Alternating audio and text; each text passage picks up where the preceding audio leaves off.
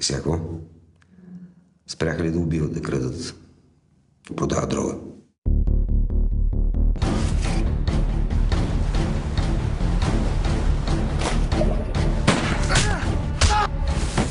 Иво става прекалено голям.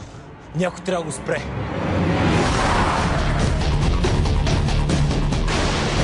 Дявола се е вселил в тебе. Записал си най-тежкия грях тефтера на Господ. Кажи ми, Иво. Здравей. От мен. Ще те смажа. Ти да си някъде морал тук? Има ли място тук за морал?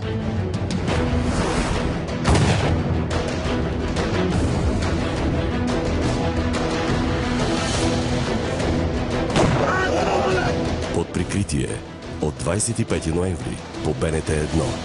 Играта още не е свършила.